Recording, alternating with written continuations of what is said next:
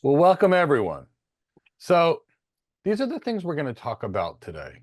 What is an artificial intelligence architect? We will discuss what does an artificial intelligence architect do.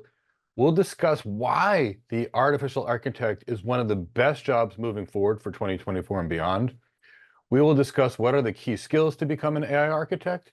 We will discuss how we build the best AI architects. And then David and I will answer any career questions you have for 60 to 90 minutes. So let's talk about David and I before we begin, because whenever you listen to someone speak, you have to know their background, okay? So I'll give you mine. I've been in IT now as an architect for over 25 years. I was a lead enterprise architect at Cisco. I was a principal architect at Riverstone Networks. They're now Nokia. They were also at one point Alcatel-Lucent. I was a principal architect at Comcast, responsible for designing their network backbone.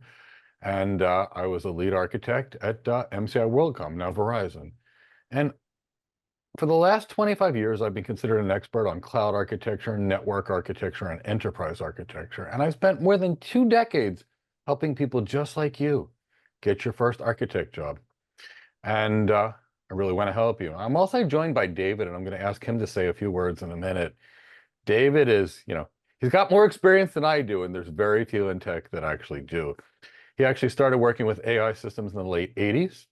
At some point he was working for NASA because of his AI knowledge back in the 90s. So he's been dealing with AI for over 30 years. His last role was basically the chief cloud architect at Deloitte and the chief cloud strategist. So that should tell you exactly how big his career is. And he's from Deloitte, AT&T, IBM, MCI WorldCom, just like me. And of course, he's an expert in enterprise architecture, cloud architecture, and artificial intelligence. And he's been teaching and mentoring now for almost 40 years now, compared to my 20. So David, I'd ask you to say a few words, but we're very excited to be working with David on this architecture program. Yeah, it's great to be here, Mike. And yeah, I am old, and so I didn't say but that. yeah, I've been around. I know, but it's that's fine. I'm happy to share it. But I've been working with AI since the Lisp days back in the '80s, and really kind of focused my career on advanced technology. But also have a passion for teaching and educating. I've been a college professor for many years. Still lecture at LSU and UVA. Have a bunch of LinkedIn Learning courses out, and I'm proud to be working with Mike on a long form mentored course, which I think is exactly what the AI architect course needs to be, because there's a lot of details, a lot of guidance needs to be, a lot of nuances in how you work the technology, leadership aspect of it, communication aspect of it, really getting into what people need to get in terms of skill sets to bring to a job.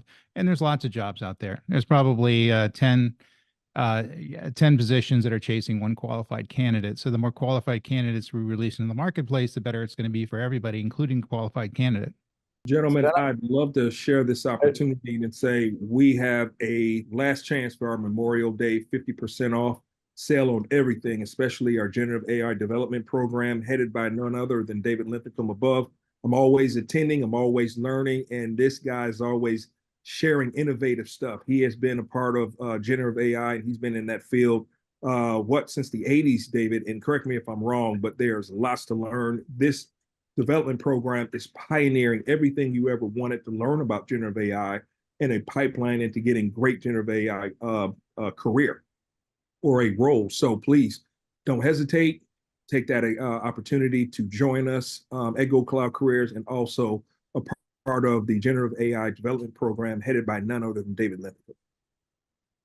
So we're going to talk about now, what does an AI architect do? And the reason I want to start with that is, I'm not sure why. And what is an artificial intelligence? But people don't understand architecture careers. They confuse us with engineers every single day of the week. And then they try so hard to learn all these things to be an architect. And in the end, all they learn is engineering. And that's kind of like wanting to become an airplane pilot and learning how to fix the engines, but not fly the plane. So we're going to begin with what is an artificial intelligence architect.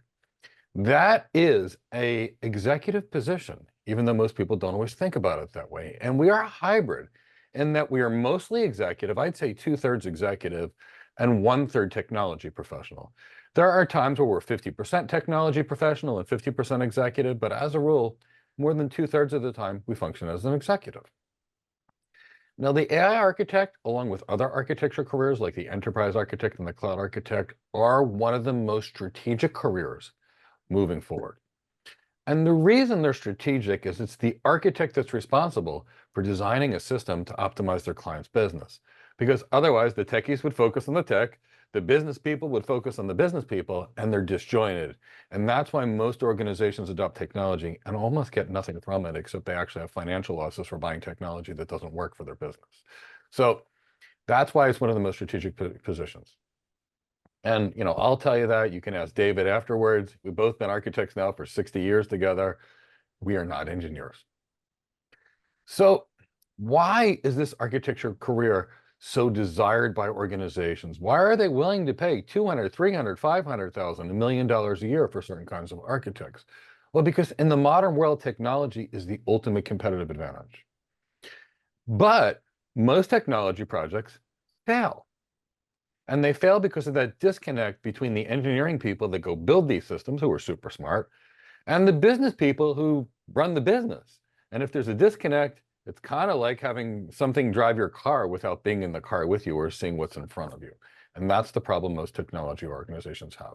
So the AI architect is going to be the point person that's going to help align the organization's people, their business processes, and the technology in order to maximize their clients' performance. And that's one of the reasons we're so highly paid. You've got a business executive and a technology professional in the same person. And that's why you need to be trained as both. And of course, we train people for both at the same time. So what does the AI architect do? Well, I can summarize it into the following things. We work with the executive team to find the vision for the business, because we're going to have to design a system to support the organization's vision. We're then going to evaluate how the organization operates today. If they have a product, how is it made? If they have a sales team, how does sales occur? If they may have customer service, how does customer service work? And is it working or is it not working? If there's tech support, how does tech support occur? How does the organization's supply chain work? Because we have to understand the way the business operates. And here's the reason why. If we put technology in there without understanding the way the organization operates, there's a good chance we're going to break things and make the business not only spend money on a product, but actually hurt it in the process. Now, if we understand the way the business operates, and then we can see with the organization a way to help the business operate better in the future, now we can help that organization. You're doing it this way, but maybe you could do it this way. For example, if they had customer support, maybe right now they have a person answer the phone for the first line calls. With AI, maybe they could use AI to do the first line support. And that would, of course, change the process. And then the organization would need better second line people than they currently have as first line people, because if the AI doesn't work, they're going to need a rock star on the way to the support. But that's really the key. So we've got to evaluate the organization's vision, have to understand their business processes, and work with them to redesign the appropriate processes. Then, after that, we architects will look at the organization's technology, and we have to look at it all because it all works together in a cohesive system. So that means we have to look at their artificial intelligence. We will have to look at their networking technologies, their data center technologies, their cloud technologies, or virtualized data center, if you will, their applications, their security, and even their voice and video systems, because they're all going to be integrated into our architectures in some way, shape, or form, or there's going to be dependencies upon each other. So after that, the AI architect will then lead a team of technology professionals to design the new technology architecture. But this new technology architecture is now going to support the business goals and its optimized business processes. We architects will then help build the team that will implement the solution. Architects don't build anything. We are not hands-on technology professionals. And then after that, what the AI architect will do is we will lead the team of key stakeholders, because we have to get their buy-in. So we're going to have to go through all the different business units and speak to all the key stakeholders and get their buy-in to support the architecture and potentially govern the architecture as well. Then we will craft a strategy around the changes and when those changes actually need to occur. And we will create a technology strategy team that will lead the business to success. And of course, we'll create that strategy with the team. So as you can see, there's no coding in this role. There's no playing with Linux in this role. These are design roles, and we're designing systems to improve the business. And if you don't think it's going to take a long time to design an architecture, David, how long did the designs take on most of the architectures you work on? Because for me, it's 6 months and longer. It's at least 6 months, and some of them can last a year, year and a half, depending on the complexity of the system that you're building, Mike. And you would agree that we're designing these systems and not building these systems, right? Yeah, we're designing. We're architects. We're doing the master level design in terms of bringing all the resources together and getting aligning the technology with the business. So you're pushing a lot of things out to engineers. You're pushing a lot of things out to network engineers, security engineers, things like that. We're orchestrating this team of people to bring together this solution that's going to bring the maximum amount of value back to the business. That's why it's such an important role. Okay, thanks for that. And I just wanted everybody to understand that, because if they train with us or they train elsewhere, if they're learning engineering and not architecture, it's just not going to teach them architecture. And I want everybody to have the most successful AI architecture career, because let's be fair, this is probably the most exciting time ever for the AI architect. And why is it? Like, AI is not new. David's got 30 plus years of experience on AI. I have 20 years of experience with AI, but something's changed recently to make AI different and on every business's list. Well, in recent years, there have been huge advancements in data science, generative AI, cloud computing, and of course, networking, because we needed higher speed networking to even enable cloud computing. And, we've got people that are focused on this because the technology has gotten better. The first data center that I ever worked on, to put it into context, was about 100 meters wide, 100 meters long, floor to ceiling with servers. And that was on multiple floors inside of the building. And we maintained 4 terabytes of data in those days. And, now you can have a phone practically that has that in it. And as the phone has the same compute capacity. So what's really changed? The graphics processors that are out there, the GPUs that do parallel computing, they have gotten enormously powerful in the last few years. I mean, even the system I have in my home has 109 teraflops of compute performance just on the workstation I'm using to stream to you right now. I mean, it's incredible. So because the power of the graphics processors and the the CPUs, the central processing units on your systems, and TPUs, for example, and ASICs and fully programmable ASICs, things that are possible now with AI that were never really possible before because we didn't have the capacity, and organizations want to use it. How excited are organizations about AI? Well, Bloomberg recently indicated that by 2032, AI spending should be about $1.3 trillion. How big is that? Well, it's approximately 3 times the size of the entire global cloud computing market right now. So put that into context. All those jobs are going to be created, and there's no one that can do the jobs, because there's no one that knows anything. So that means huge demand, no supply, and incredibly high salaries. So all of these technologies that I talked about, network, data center, cloud, AI, can dramatically enhance an organization's performance. And the architect is the point person to make it occur. 70% of all technology projects fail, according to McKinsey. Recent article in CIO magazine said that over 54% of cloud architectures are disasters. So it's the architect that's responsible for designing these systems that work, designing systems that positively impact business performance. And that's why this role is so important, and that's why it pays so well. So some of the other reasons it's so exciting to be an AI architect and why it's so strategic is because businesses are looking for a force multiplier. Labor market's tight. They can't find people. But if AI can do what people do, there's a lot that can be done. Organizations can need less people, or they can do a greater work output with the same level of people, giving them what's called the force multiplier. It'll make their employees better, stronger, faster, and capable of so much more. And businesses that really leverage AI and really adopt it in the right way because they have the best AI architects, guess what? They are going to function and grow like you can't ever imagine. But businesses that don't leverage AI, here's the reality, they're not going to be competitive in the world, and sadly, they're just going to cease to exist. So organizations need people that can create this strategy. They need the AI architect. You want some better news? And this is near and dear to my heart. One of the things that I really like about architecture careers is we cannot be replaced by AI. Much of what we have to do, we've got to go sell a solution with the account team. We've got to build relationships with clients. We've got to manage stakeholders. We've got to give presentations. We've got to establish relationships. We have to ask hard questions in an emotionally intelligent manner, especially when most of our clients have made mistakes before they got to us. Guess what? That's person to person, human to human, and we can't be replaced. Now, if we were software engineers, let's face it, AI can write code. And I'm not saying all the software engineers will be gone, but probably 50% of the software engineers, the bottom 50% can be replaced by AI 3 to 5 years from now. Same thing with a cloud engineer. You know, the cloud engineering, much of it can be done by AI, so organizations may need less.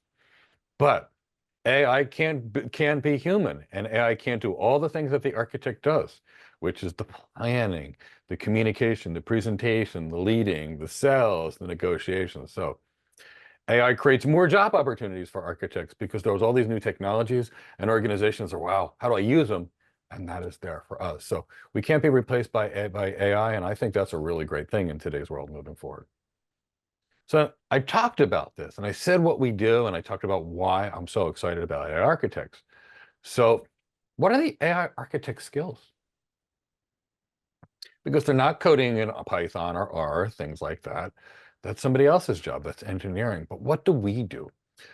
Well, I mentioned that the AI architect skills the AI architect is a combination of a business executive and a technology professional.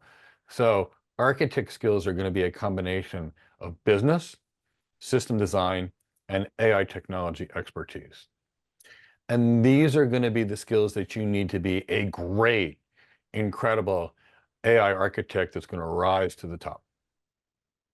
Now, I'm going to go through these skills, and we teach every one of these skills in all of our architect programs because they're necessary for you to be there. I mean, in the cloud computing, we focus more on cloud, and AI, we're going to be more focused on AI. But 80% of these skills are going to be business skills. Just keep that in the back of your mind.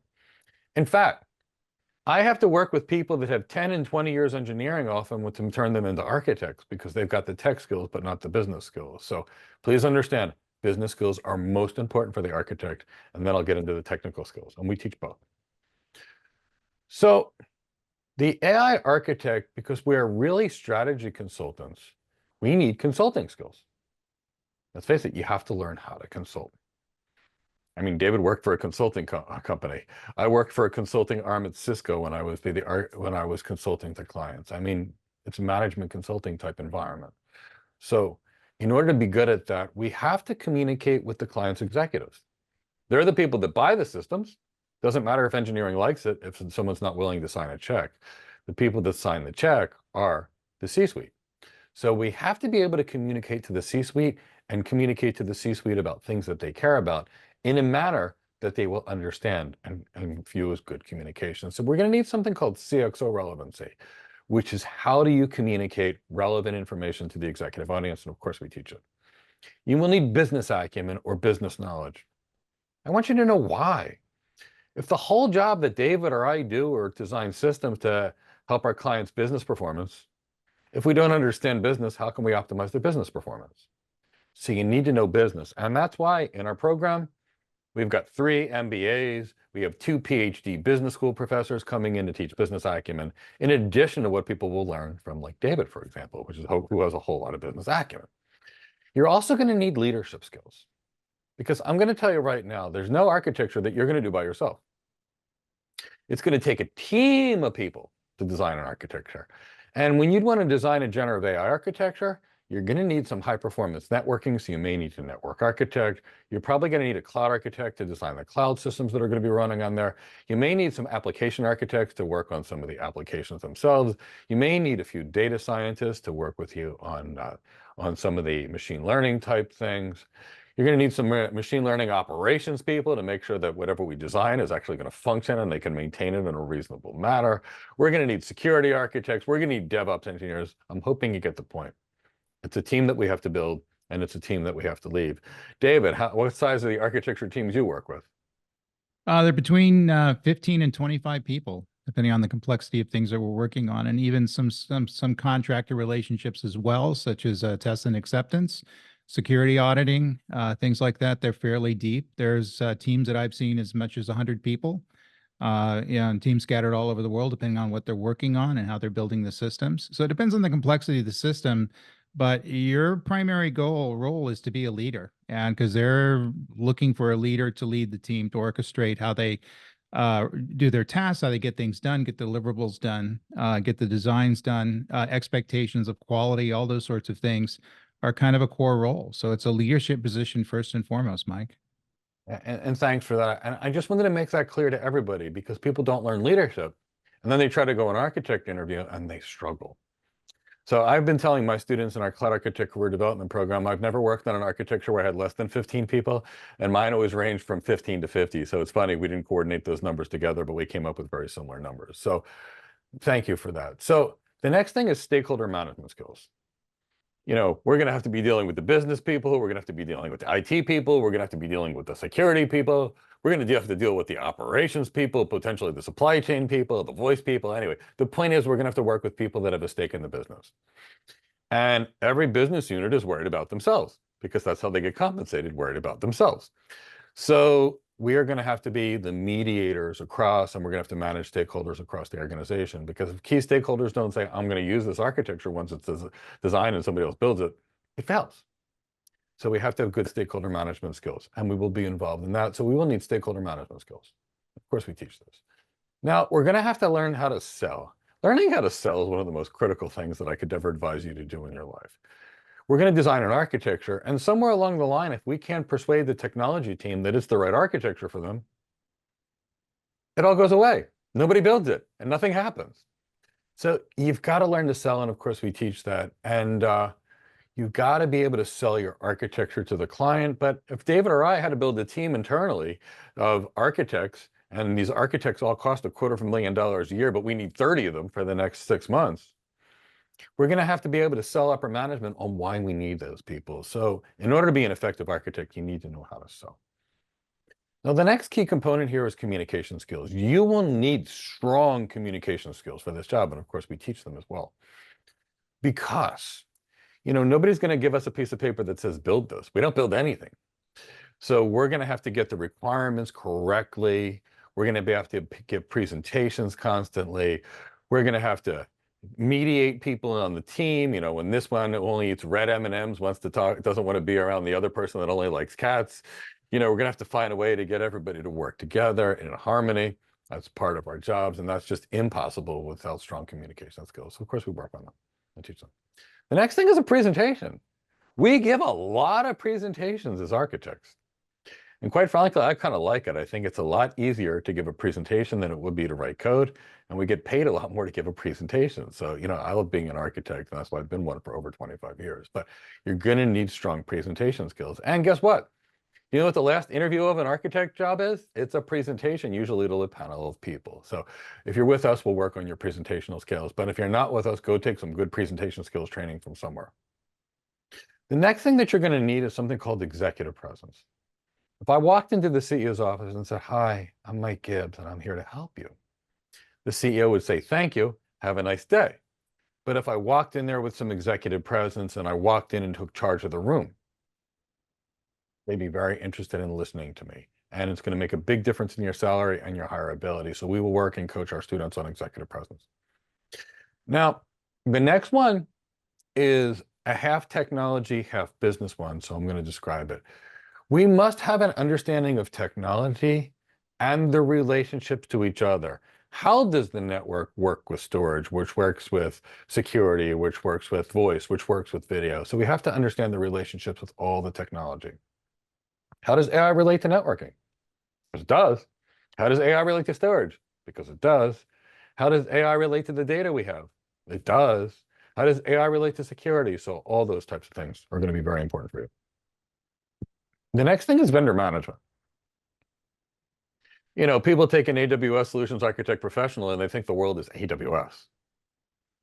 Even if you were on AWS, you're going to be dealing with all kinds of vendors, vendors for security, vendors for networking, vendors for your software. You know, there's going to be vendors everywhere. So we're going to design an architecture, we're going to have to coordinate potentially AWS, Azure, Nutanix, NVIDIA, Palo Alto, Cisco, all of it, all at the same time. And that's okay. That's what we do. We do a lot of vendor management. So of course we teach that. Now, emotional intelligence is going to be critical here. You're going to be managing teams of people, and you're going to have team harmony the entire time. Plus, the reality is, since 70% of architectures fail, when David and I go in, chances are something's already been done wrong. And people feel pretty bad about the mistakes they made. So we're going to have to go in there, get the right information while not making them feel bad. Because if we don't get the right information, we can't design the next architecture. So you're going to need a strong level of emotional intelligence. And we provide a tremendous amount of emotional intelligence training. And negotiation skills. People don't wake up in the morning and say, I want to spend $1 billion on technology, Mike, but they do it all the time. So you're going to have to be involved in constant negotiations with the client, negotiations with internal stakeholders. There's constant negotiations. So, you're going to need negotiation skills, and of course, we teach them. Now, let's talk about the tech skills, and we teach all of this. And if you've got more questions on these topics, ask David. He's the architect of this part of the program. This is the AI architect part of the program. Go Cloud Careers is experts in the business skills, so we're teaching them. But you will learn them from David along the way too, just by watching him, being in his presence and seeing how he works with others. Let's talk about the technical skills. AI architecture is not hands-on. We don't touch the technology. Remember that. We design it, and we need to understand how it works and how it integrates together.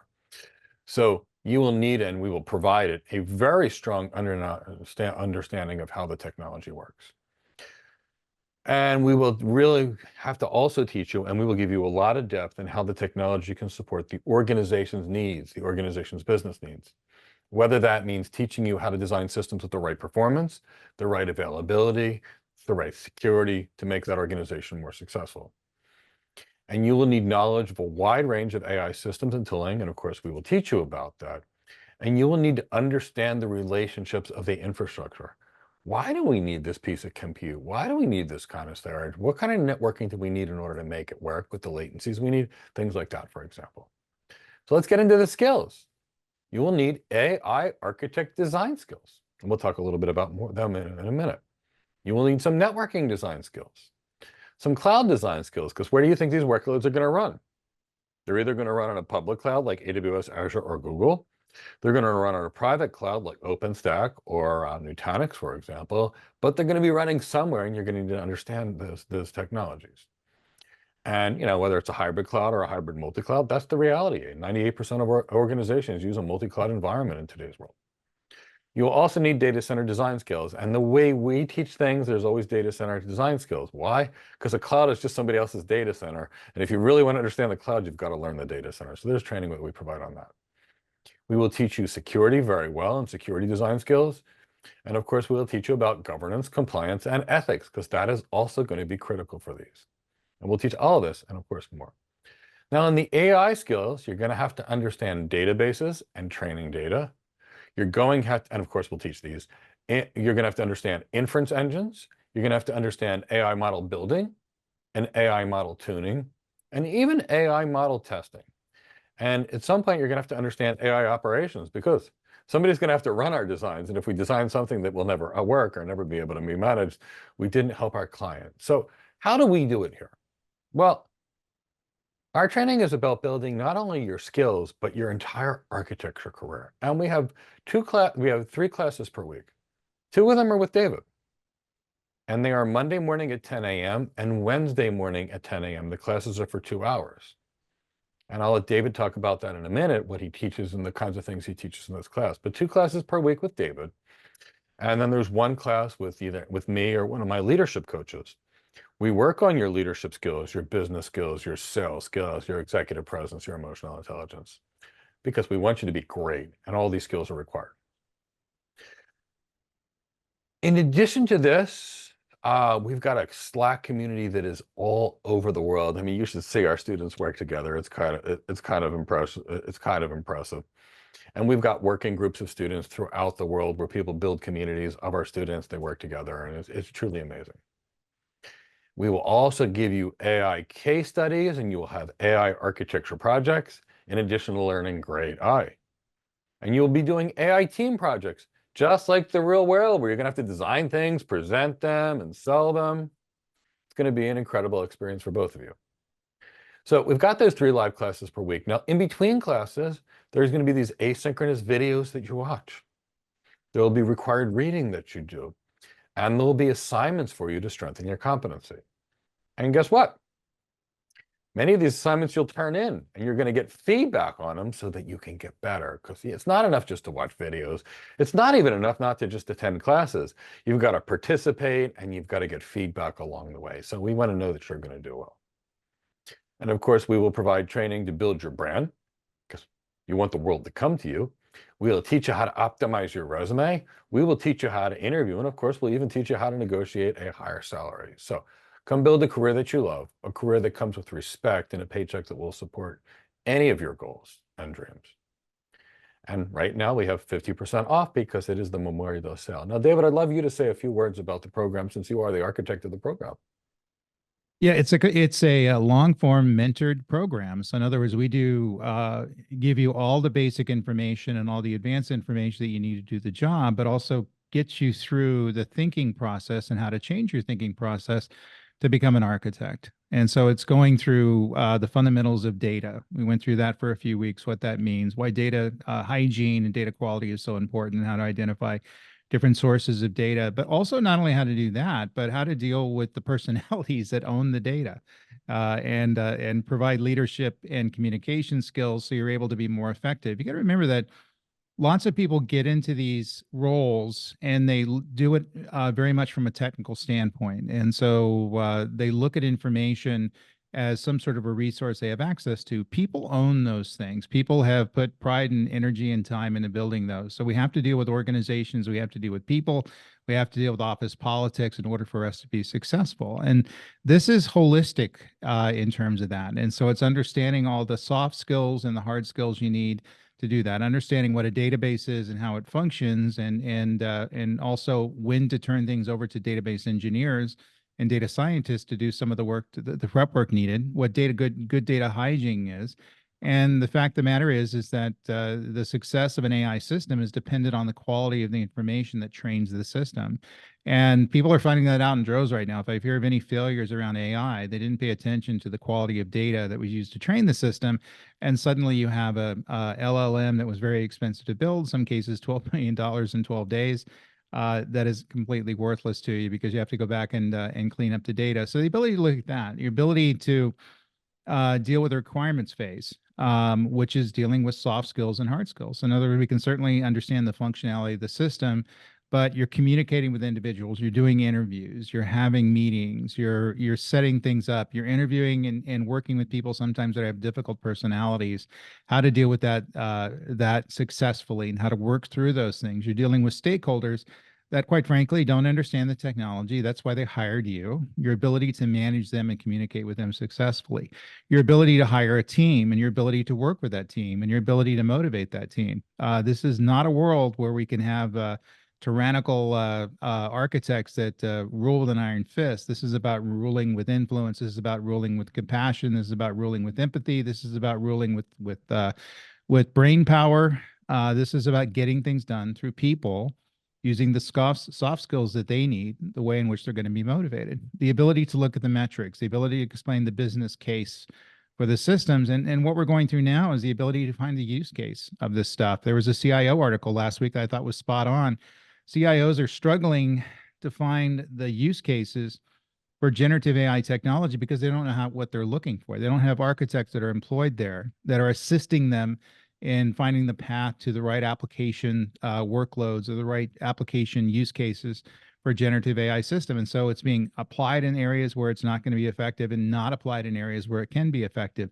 Your ability to provide a teaching skill, your ability to train the stakeholders, your ability to kind of take things to the next level and understanding the sophistication of this technology is kind of fundamental to all this. So this is not about comparing and contrasting LLMs, OpenAI versus Llama versus Gemini.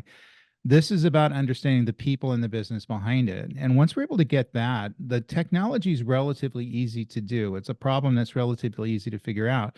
But the big barriers that people have in being successful here, and the reason so many of these things fail, is they're not looking at the soft skills, communication skills, the business skills. They're not looking at the right business case. They're not looking at the core metric for their success, the ability to bring value into the business or maximize value that's brought back to the business, and really to build an architecture that's optimized for the particular solution patterns that they're looking for. Keep in mind that this is game-changing stuff. We're going to see businesses use generative AI for what it's meant to be used for, as an innovative differentiator in the marketplace. In other words, your ability to build a net new business offering around a better customer experience, a better optimization of manufacturing, better quality control, better supply chain integration, all these sorts of things leveraging this technology.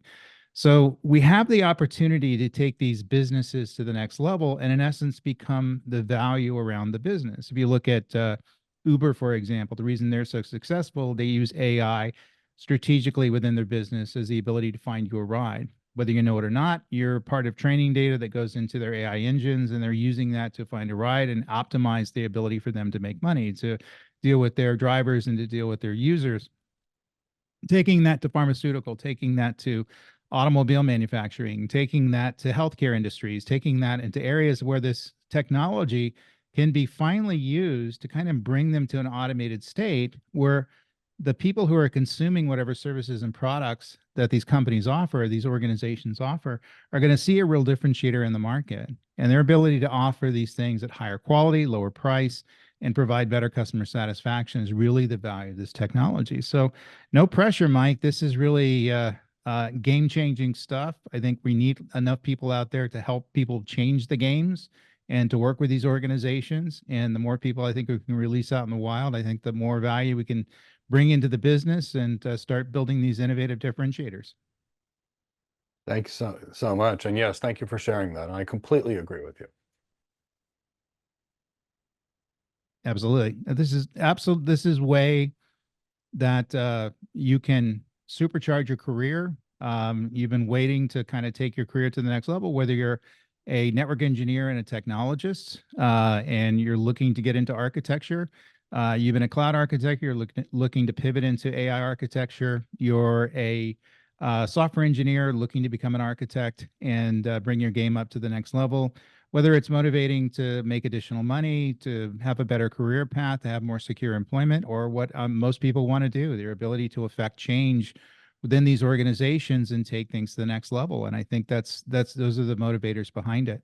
Now, other things you'll learn in this class will be how to ask the right questions. In other words, since we're not hands-on, we're talking to people that are hands-on, how to make sure that we're getting the right information from them, that the engineering tasks are being accomplished, that we're going through the processes, that we're testing the models correctly, that we're testing the data correctly, that we're testing the inference engines for the right level of performance. We're not over provisioning the systems with too much technology. In other words, not everything is going to be a GPU based processor.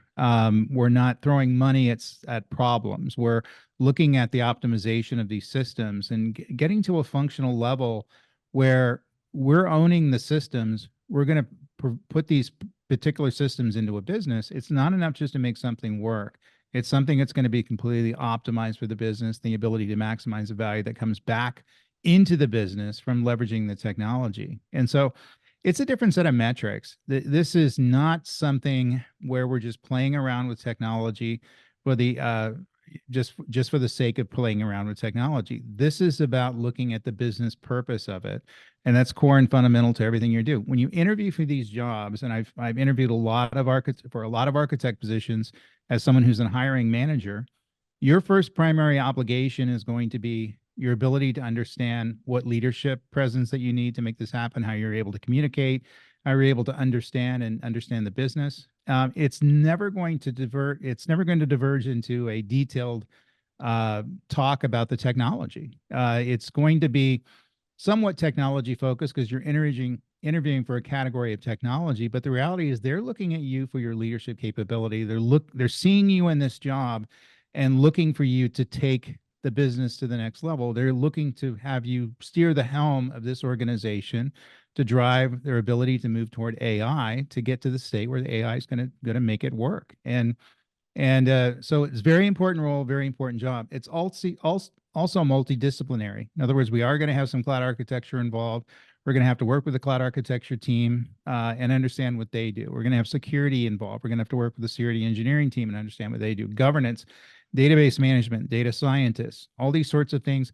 And understanding not only your role as an architect, but the role of the individual people in the organization, what roles that they play, and knowing when to call what resource invoked at what time. And that's probably the most important aspect of this. In other words, it's not becoming having these deep architectural skills. We're able to talk the lingo, but your ability to get at the resource that you need, the human being that you need to get something done. You know when an AI engineer is going to be have to be invoked, a data scientist, a data engineer, a security engineer, a network engineer, a cloud engineer. When these sorts of talents and roles come to play, you know who they are, where they are, how they're going to be engaged, and what the metrics of success are for their particular role and how they play it. Okay, let's bring in some questions. You can raise your hand and ask a question, and we'd love to have a conversation with you. You can ask a question in the chat box and we'll answer it. Let's get to some questions. All right, gentlemen, let me get the first question squared away. The first question is, what is your suggestion for someone to pick the cloud architect program versus the generative AI program? I think it's based on what's more interesting to you. The AI architect is focused on pretty much AI and its impact on business. And the cloud architect is focused on everything, meaning the data center or the cloud and its impact on business. Which do you enjoy doing? They're both great jobs. And I don't think you could go wrong with either. You know, I've trained so many cloud architects and they have such good careers. You know, I'm training AI architects. So what do you like? What do you love? For me, I either like focusing on the big picture as, say, an enterprise architect, or I like getting nitty gritty in the network because I still like getting a little geeky here and there with networking. So it reminds me of being a kid again. But those are my two favorite. And that's where I spend my time. But what do you love? What do you like?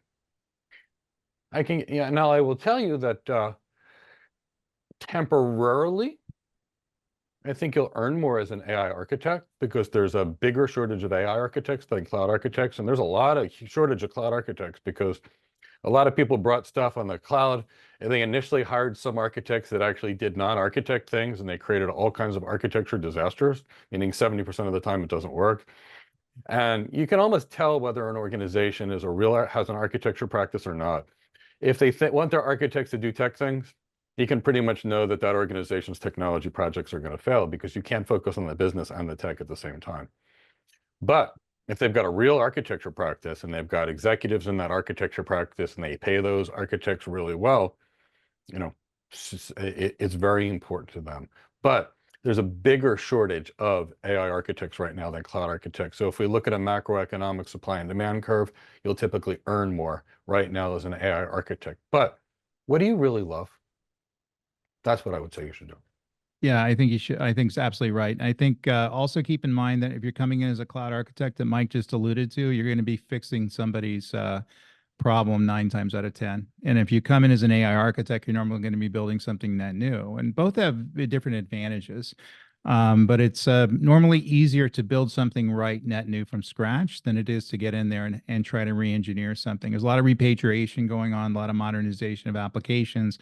A lot of technical debt was created in the last 10 years in the cloud. And you're going to be tasked with fixing a lot of that. And that's not necessarily as generates as much satisfaction in your career as building something net new that's a game-changing technology. Yeah. Thank you, gentlemen, for sharing that. The next question is going to be, most generative AI use cases are only in proof of concept in most companies for almost a year.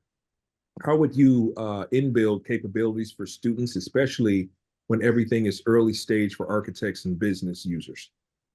Well, I think there's 2 phases of it. One is you're making an incorrect assumption that this AI is new. I worked on black box AI training systems in 2000, and David worked on them in the 80s. So what's new is the processing power, and what's new is many organizations that didn't know it existed because they weren't working in the architecture world think it's new. And that's why they finally got excited when they saw ChatGPT. But all your global banks were using AI, your global retailers were using AI, your airplanes were using it to determine fuel pricing contracts and things. There were customer recommendation systems. Netflix has been using things like this for years to try to give you videos to see. So I'll turn it over to David, but I'd say you're making an incorrect assumption that it's new. Yeah, it's not new. It was around since the 50s, believe it or not, founded at Dartmouth College. Conceptually, it's remained the same. In other words, the ability to use a neural network and deal with knowledge-based parameters versus knowledge versus data is really kind of a fundamental model that's being leveraged today. So it's gone through some changes in terms of the power. Mike's absolutely right. We can afford it now. Doesn't cost $1 million to implement every instance of AI like it did back in the day. And we also have the ability to have this generative AI capability, was able to make more better uses out of the system and make it more useful for many applications. So people see the application of this. It can write a thank you note. It can write a paper. It can write an invoice. It can write a contract. It can do things that we normally would have human beings do. Now, the AI capabilities have always been there, but the ability to generate these things in any number of formats is fairly new. And so that's where people are looking for the value. But the core engines of, as terms of how they work, and the inference engines, how training data works, that's been the same since the 80s. It's advanced a lot in terms of the tooling. It's much better today, and certainly the performance is better, and we have different ecosystems that it works in, but it's not new technology. We've been working with it for a long period of time. Okay, gentlemen, the next question is going to be from VJ. As I explore generative AI architect positions in the market, I've noticed that their job descriptions often encompass a wide array of requirements, including familiarity with various Gen AI models such as Llama, OpenAI, Bard, Mistral, as well as coding skill, among others. What's the accurate amount of skills that I need, and will this course cover these aspects as well?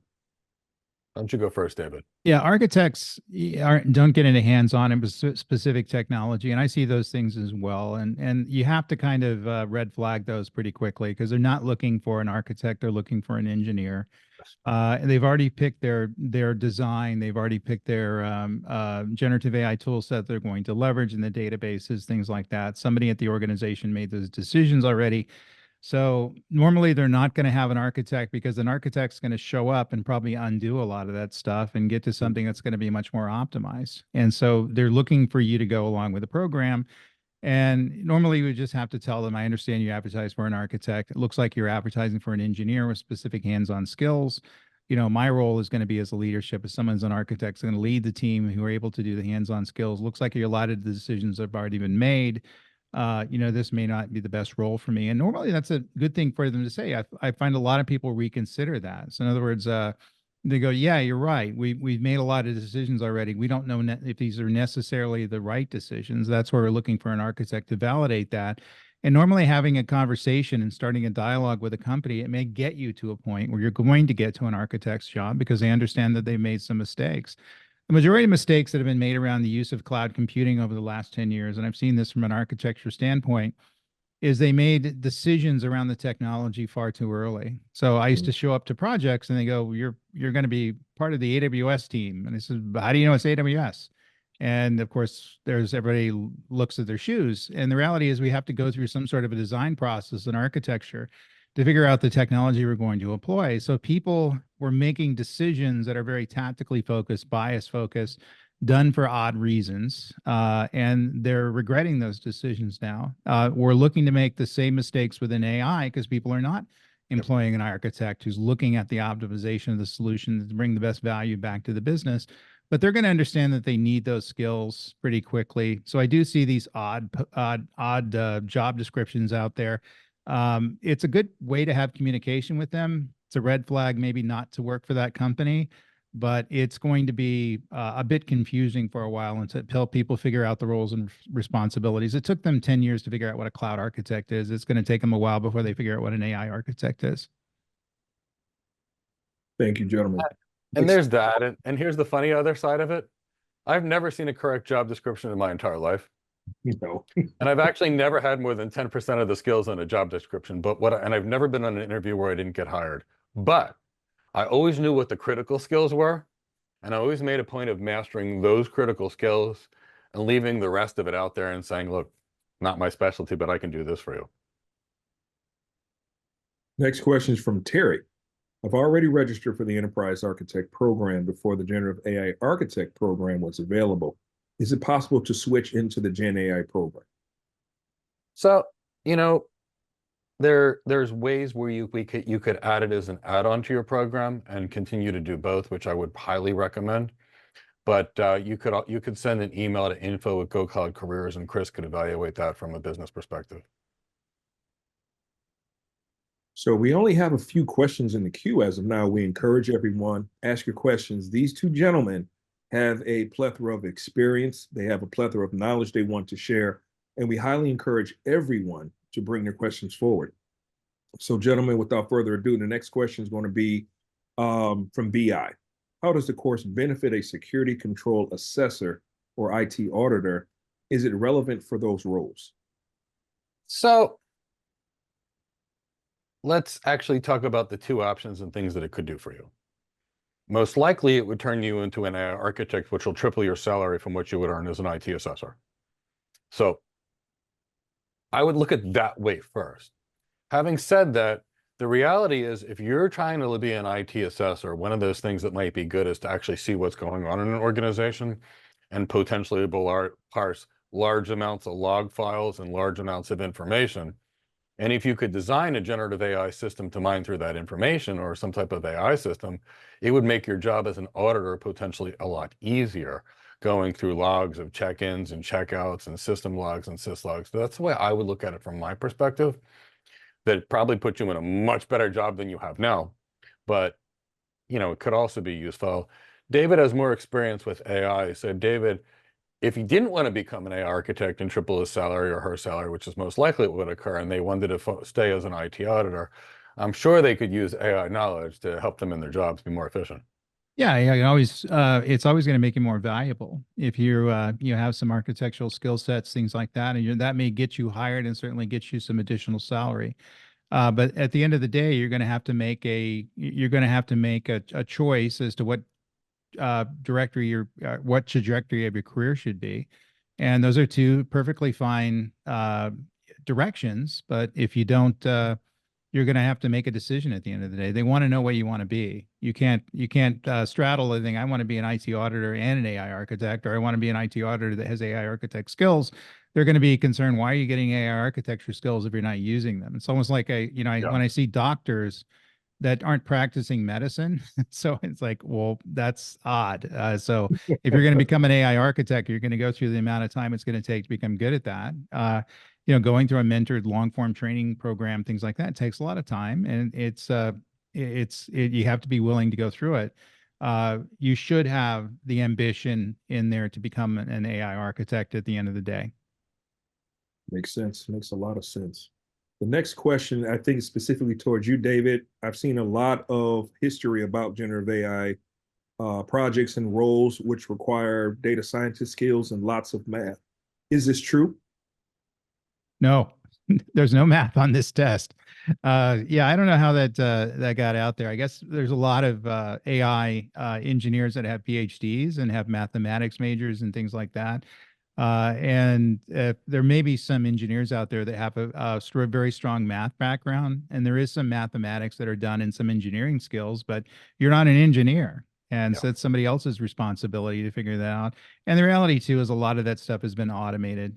So we don't need to understand math and calculus and trig and all the things that we learned in college that we forgot about already. And so I've been working with AI for well past 30 years. I don't think I've ever done any deep mathematics other than add, subtract, multiply, and divide in the code logic, things like that. And so there's no math skills involved.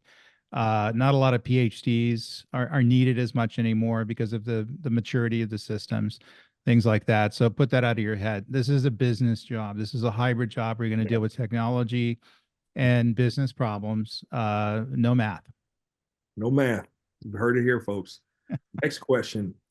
I've heard that this, generative AI role has more opportunity to make more money. What is a estimate of how much a generative AI architect can make in this market? So what there, I mean, I've seen the roles normally start, the magazines that I've seen at 160,000 and go up from there. And that's normally an entry level job. Yes. Consulting firms are paying that right now.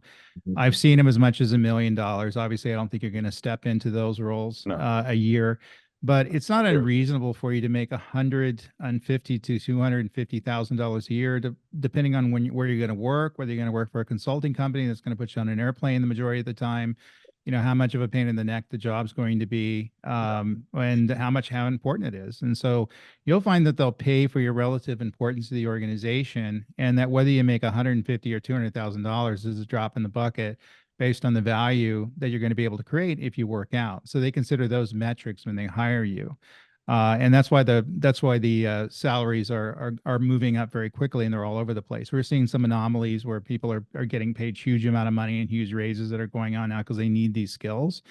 It's definitely going to go up tremendously over the next couple of years. It's going to cycle up and it's going to stabilize. So we're going to see higher salaries, and we're going to see consistent higher salaries. Right now, we're seeing odd things all over the place: $1 million, Yeah. $500,000, $100,000. We don't understand what a AI architect is. So we don't know what to pay. All these sorts of things. I'm getting an email a week from somebody that's asking me how much they should post a job for, as far as the pay range. And I don't think people have an understanding now. We understand what cloud architects make, and security architects make, and network engineers make, and things like that. We have a good base of understanding. Indeed's been tracking them, things like that. This is a relatively newly revamped job. We've always had AI architects for a long period of time, ever since we've had AI systems. But now we have this generative AI stuff where the value and the strategic value to the business is changing. And so therefore, that's what's driving up the salaries. They view this as a differentiator that they need to have in the marketplace. And they're looking for the right person to build them the right solution to get them into that marketplace. And so that's why we're seeing the salaries all over the place, but definitely trending higher.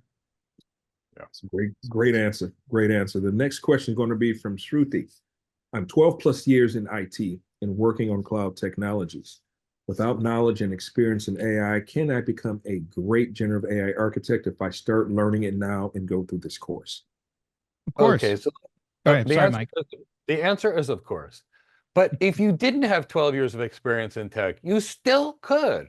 So when David was alluding to healthcare professionals, I went from practicing internal medicine to being a lead architect at the world's largest market maker on the NASDAQ in the finance section within 6 months of the time I decided to start working.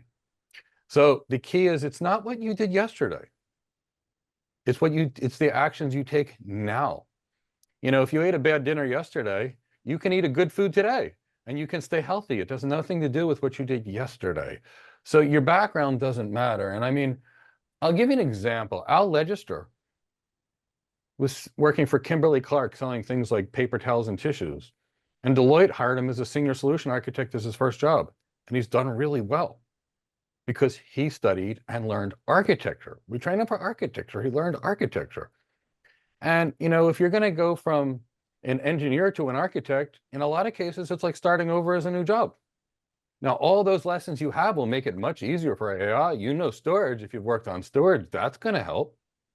You understand compute if you've worked in the cloud for years, and that's going to help. We don't have to teach you what compute is and storage is. You already know. We would teach you if you didn't, because there's a 0 point of entry for all of our training. You're hopefully going to understand the impact of networking. But if you don't, that's okay. We'll teach it to you. So it's never what you did in the past. You can go to school for 7 years and learn internal medicine and wake up one day and say, I want to work in tech. You might be crazy.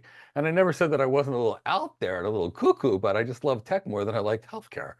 And that's really one of the things, is anything you want to do, you can do. I don't care if somebody worked at a nail salon. They can be a cloud architect, and a great one. I'm looking at a cloud architect that once worked at a nail salon, and that's why I'm saying it. The point is, all of you can be anything you want to do as long as you get the right training, you follow the right plan, and you don't quit until you're successful. Mhm. So I spoke to someone this morning. His name begins with Q.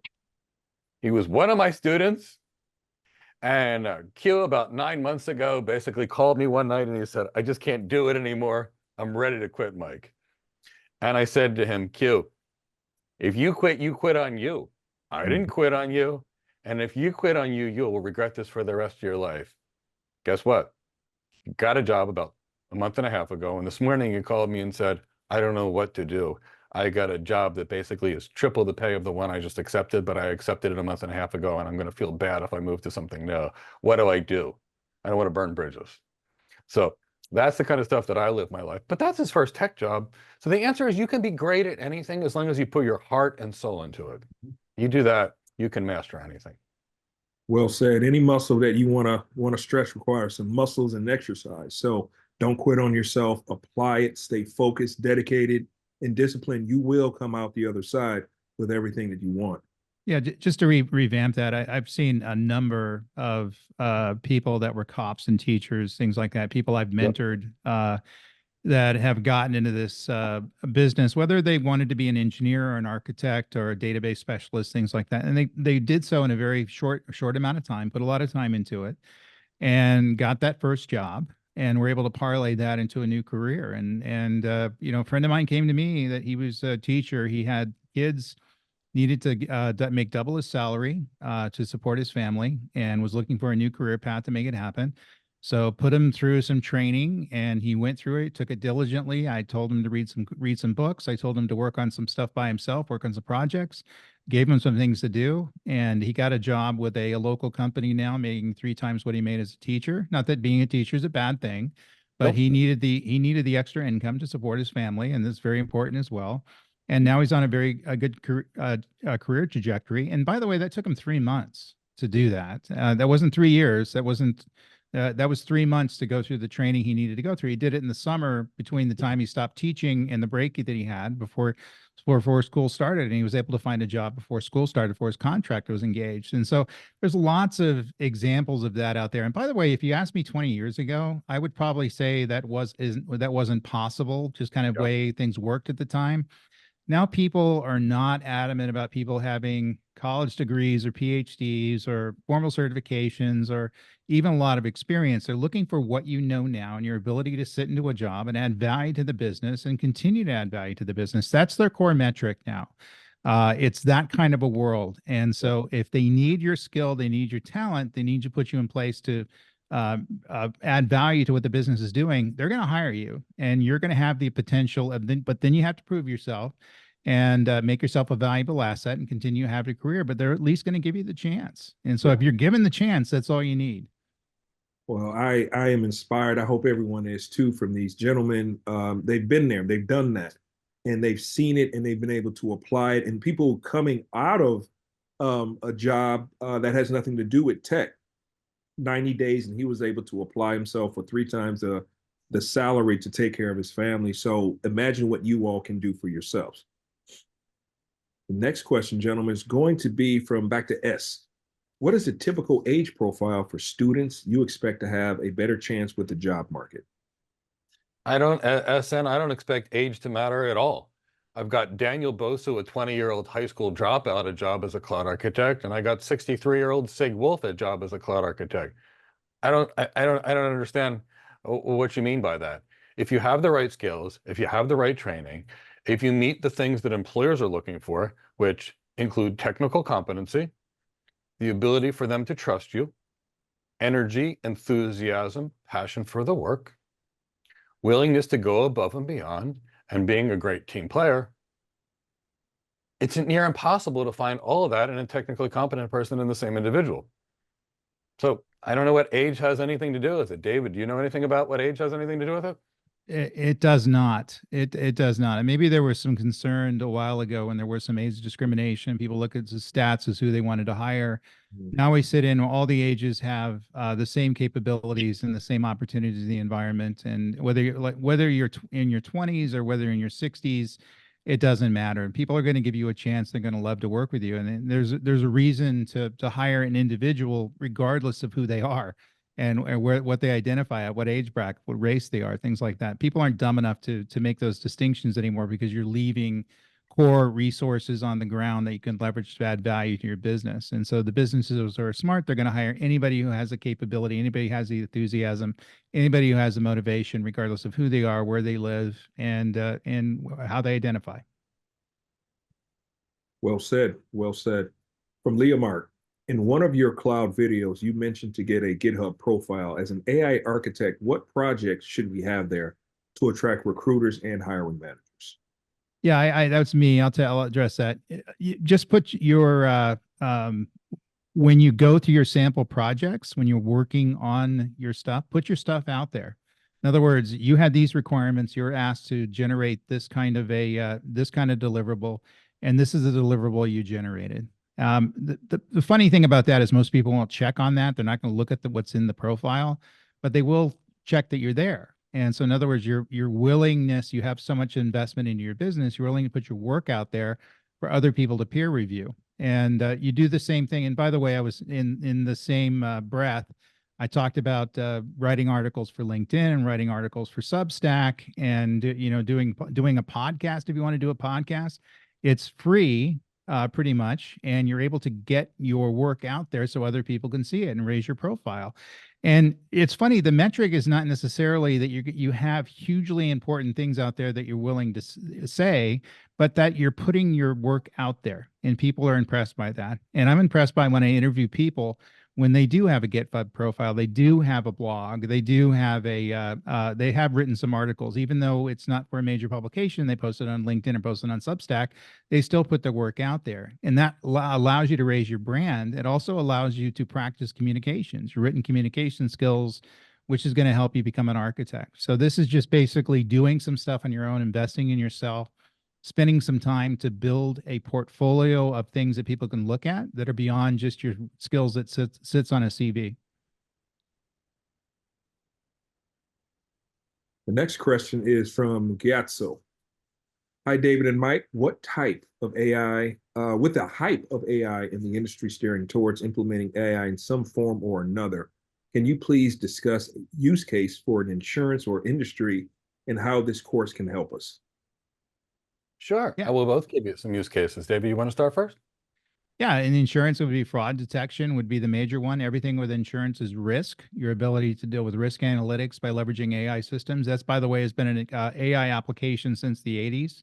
Things I worked on. Obviously, generative AI can kind of take that to the next level because we can deal with risk at a much more finely grained level where we're able to offer people discounts based on better behavior moving forward and the ability to retrain the model, things like that. Wouldn't you love it if your insurance went down in a much more incremental way if you're a better driver? Well, that technology has been out there for a while. Insurance companies who are going to implement that, they're leveraging AI to look at you, and therefore you look at the probability and look at the risk that you're going to get into another accident.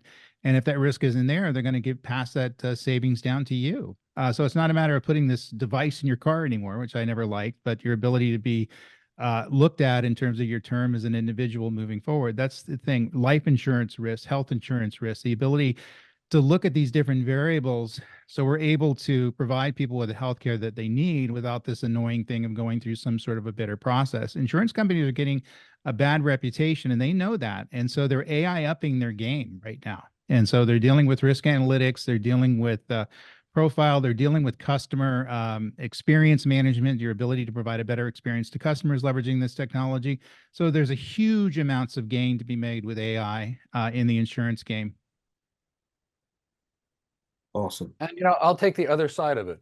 Initially, I was going to give you a similar answer to David, but remember, insurance companies bring in a lot of money, right? Oh, yeah. And they have to invest that money so that they have the money to pay out claims later when they occur. And AI could also help them on the finance side. It could help them manage risk in the manner they manage their relationships. They can get higher rates of return with AI and algorithmic trading and things like that. So it can help both on the risk side, but it can also help on the investment side. Absolutely. Thank you, gentlemen. Next question is from Razel. How long is the training needed to become or get a job as an AI architect? In our experience getting people architect jobs, it's typically between, say, 6 to 12 months and 8 to 12 months based on how fast they learn and how much they study. And that's through a wide range of people. In a hot job market, it shortens because employers are willing to take people that are less prepared. In a cool job market, it takes a little longer because employers are being a little more picky. But, 8 to 12 months is where I would typically say is there. How about your experience, David? That's about right. And I think that's at a normal learning pace. Some people can accelerate that and do it in 3 to 6 months. Some people take a little longer to learn. which is perfectly fine. It may take as much as 18 months.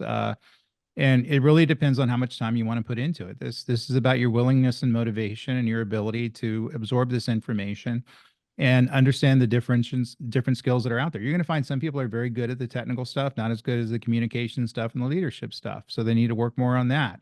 And the same thing, some people will be good at the leadership stuff and the communication stuff, not as good at the technical stuff. Your ability to kind of up your game around whatever your weekend is really what it gets, what it gets to the end state. So I wouldn't put a time limit on a time constraint on this. I would say, what can I comfortably learn in a comfortable amount of time based on my understanding of who I am, and then that's your best path.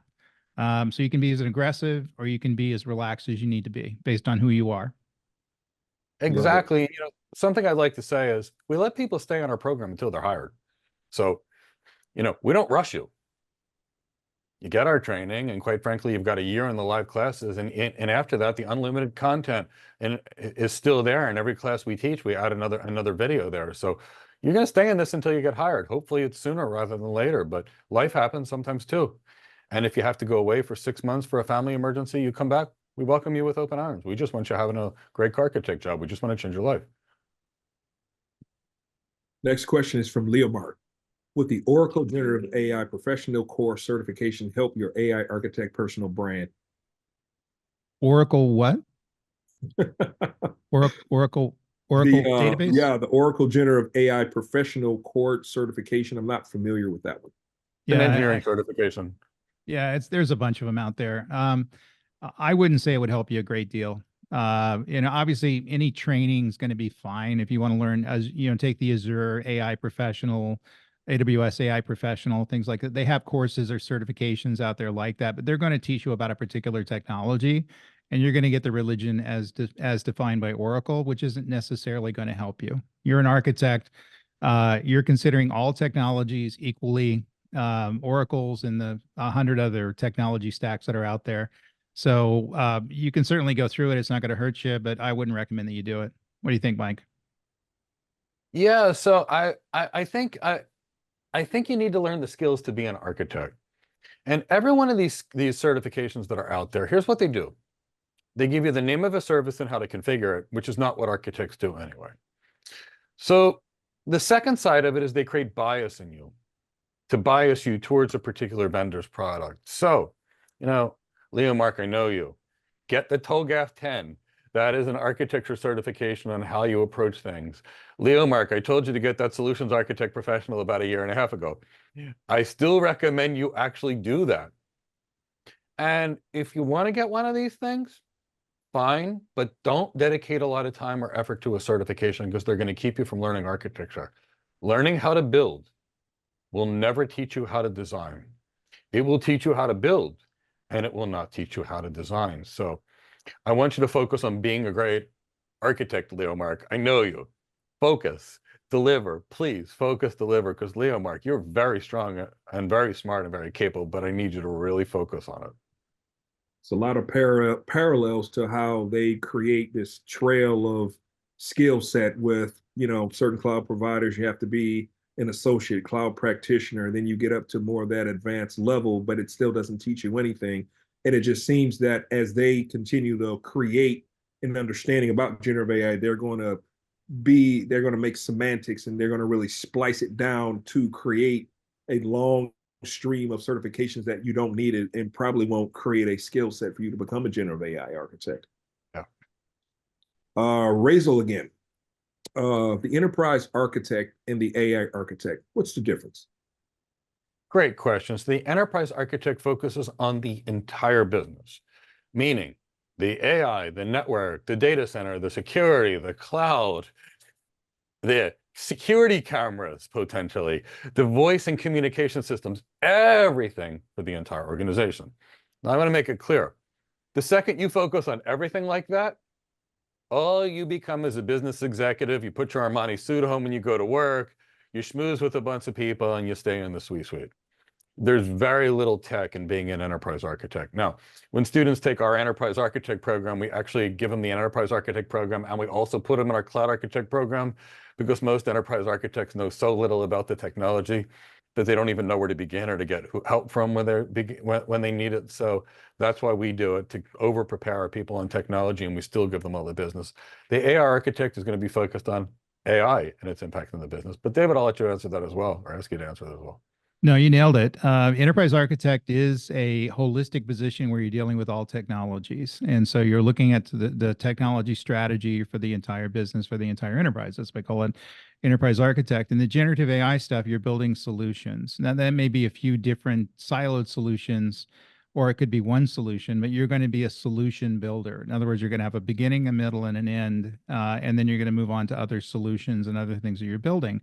And so you're going to deal with strategy, you're going to deal with the enterprise architect, you're going to deal with the cloud architects, because that's going to be part of the thing. But your task there with building AI solutions, that's all you do. And so you're not going to worry about the security cameras, you're not going to worry about the enterprise network, you're not going to worry about physical security of the data center and all the things that those persons do. And that's for a good thing. That would drive me nuts. So you're going to be focused on building a specific thing. Awesome. Next question is from Jerry. I keep hearing that this is a long form training. How long is the training and the expected time required on a weekly or daily basis? Well, I'd say there's approximately 100 hours of content from start to beginning, maybe less, of the actual content for you to go through. But there's also 6 hours a week of live classes. So that's an additional 24 hours a month. If it takes you 1 year, for example, that's going to be 24 times 12, which is going to be about three. Chow, you're better at math than I am. Chow, you want to do 24 times 12? Because 24 times 10 is 240. So it's about 270 hours of the 268 hours, if I did it right, of online training, of live training, and then say another 50 to 100 hours of what do you call it, of videos and stuff for you to do. And of course, there'll be technology projects for you to do, and documents and papers and things to do. So probably about 500 hours. And thanks for the math correction, Chow, as opposed to me doing it in my head. Chow is awesome with that. Chow is always incredible. S again, Mike and Dave. Hi, Mike and David. Also, can you kindly elaborate on the Cloud Lab tutorials that is part of the program? Also, with someone not needing personal cloud accounts, would you need to spin up infrastructure as is going to be managed for your platform regarding the hands-on learning? SN, you're confusing an engineer and an architect. Architects do not touch the technology. I'm going to have David get into this in a minute, but I promise you, you can do every lab you want in the entire world and you will learn nothing about AI architecture. SN, do you know why people don't hire construction workers to design buildings? After all, they've got lots of experience building, but they don't get hired to design a building, because building or doing does not teach you planning. It's a completely different career. SN, I've got people with 10 to 15 years of cloud engineering experience, and it takes them a year for me to get them a job as a cloud architect. I've also got nurses that have come with me and within 8 months have gotten a job as a cloud architect, because it's a different set of skills. So I'll give you an example, SN, and I'd like you to think about it. Right now, you've used your PC, I'm assuming, for a couple of years. I want you to tell me about the architecture of that PC. I want you to think about, could you explain to me what the level 1, level 2, and level 3 caches do in your CPU? Could you correlate those CPU cores and those frequencies and how that works? Can you tell me about the thermal throttling that a CPU would occur so it doesn't overburn? Could you tell me how many PCIe lanes I might need for a machine learning application, and the CPU and its PCIe lanes and how that would deal with GPU performance? Could you tell me how tasks are scheduled on top of the CPU, on the CPU? Could you tell me how one task in an operating system is separated from another? So SN, I could do this for about an hour and a half, but I bet you've used your PC for 20, 30, 40 years now, and you wouldn't know that, because you can build every single day and you will never learn the inner workings of how something works, and you will never learn how to design it from building. So instead of giving you engineering projects to do, in which case then you won't know architecture, we're going to give you architecture projects to do, where you will design architectures, which is actually your job. You'll present architectures, which is your actual job. You'll document your architectures, which is your architectural job. You may respond to RFIs, RFPs, RFQs, which is your actual job. So if you wanted to be an airplane pilot, I ask you this: Would you train to fly the plane, or would you like to train to fix the engines on the plane? So our projects are related to architecture, but David, I'll let you talk about it because people really don't understand the difference between the engineer and the architect. They train wrong, and then they have all the wrong skills. Yeah, I get that. I get that question a lot. So the hands-on skills are not architecture skills, and that's engineering, that's data scientists, things like that. And the reason there's a separation of the two is because you have to have an architect that's abstracted from the technology, that are aligning the technology decisions around the business. In other words, they're looking for the design of the system, the overall value it's able to bring back to the business. And if they get too much into the engineering aspects of it, the details of it, they're going to fail to do that. And so if you look at why AI architecture has failed, by the way, when I've seen it fail, is because the architects are not architects. They play the role of engineers. They get biased around the technology. They get too down in the weeds. They miss the business problem that they're looking to solve. They end up having something work that's completely the wrong system for the business. And so that's going to be a fail. That doesn't mean that's the wrong system. It's the wrong system for this business application. And so if you get into the engineering aspect of this, you get too much into the weeds, into the details, you're not doing your job as an architect, and you're going to end up failing no matter how good you are. That's just the way it goes. Yeah. Well said, gentlemen. Back to Leo Mark. How would I leverage my 1 year in Go Cloud Architect program towards the AI Architect program as a career? Also, what about the Enterprise Architect program? So, Leo, Mark, let's get you straightened out. How do you leverage knowledge? You leverage the knowledge and you apply it moving forward.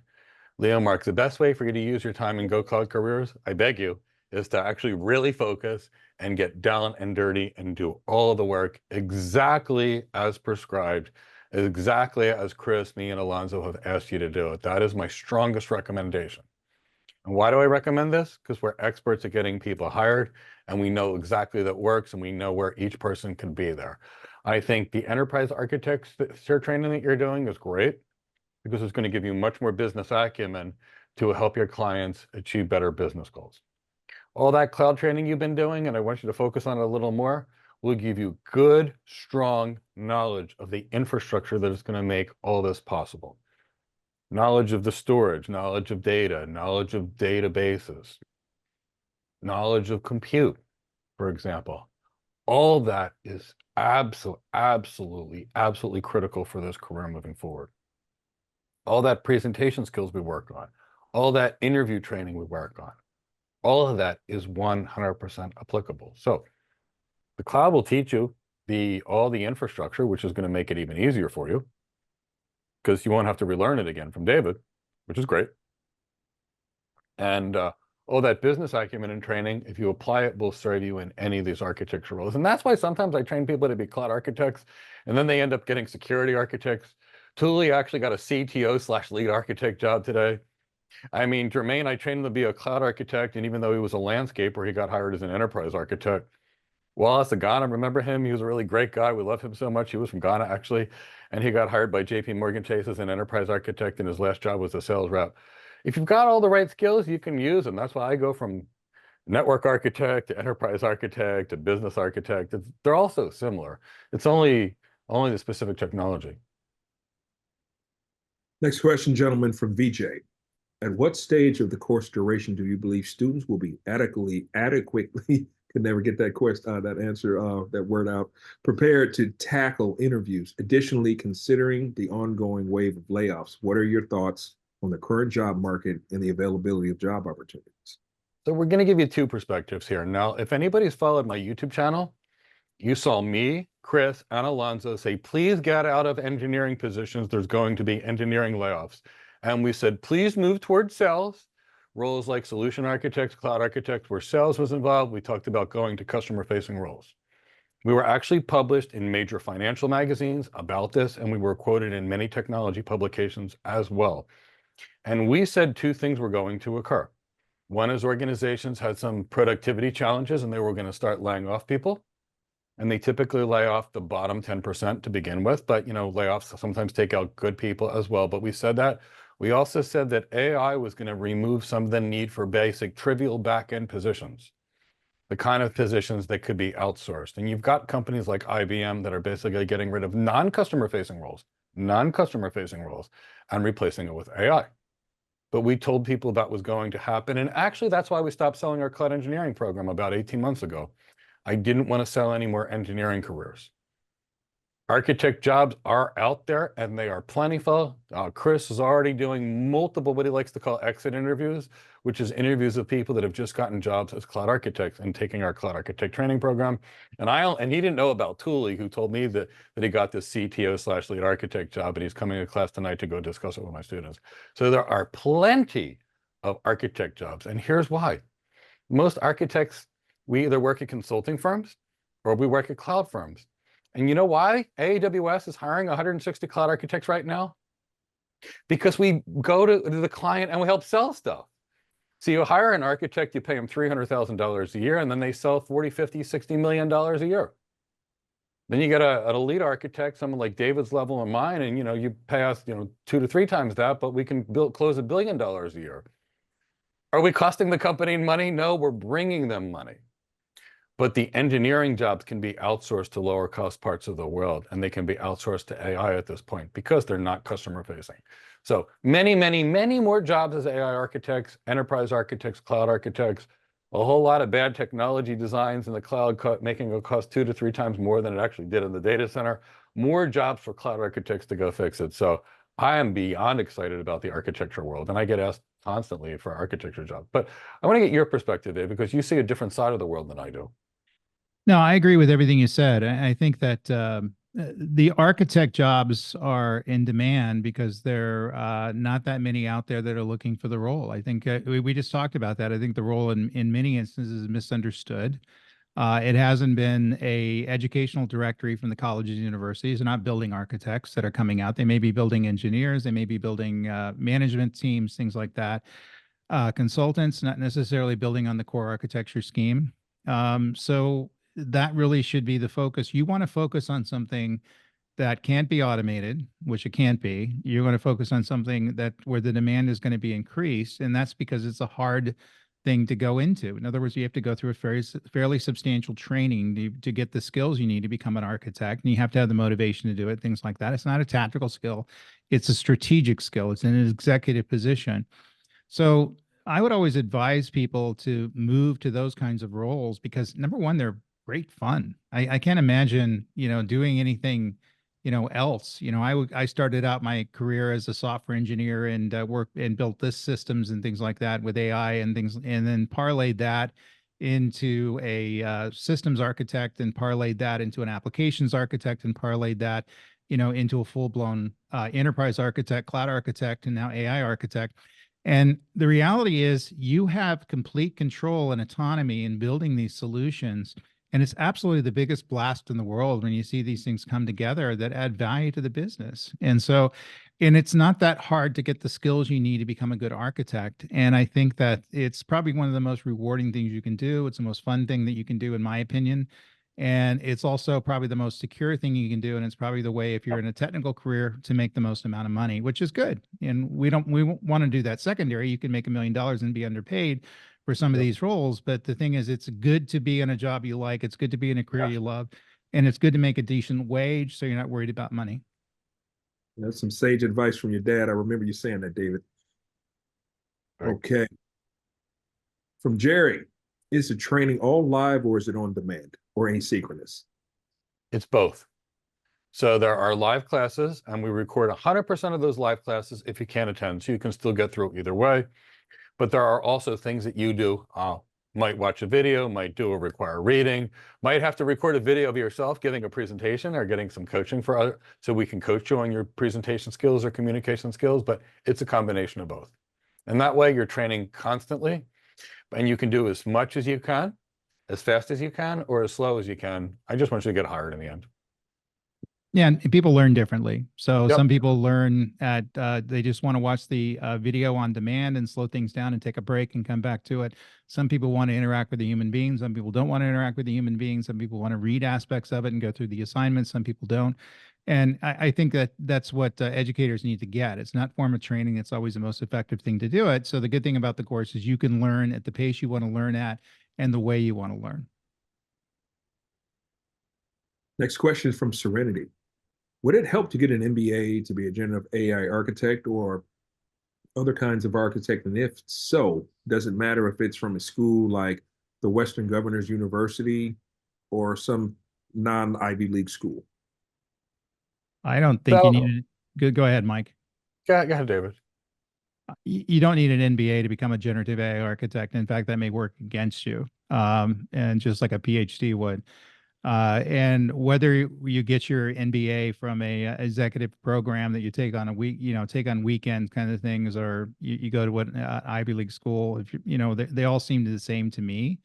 I wouldn't recommend that you do that as a qualification for you becoming a generative AI person. In fact, I would be a bit confused if I was talking to an MBA who wanted to be a generative AI architect.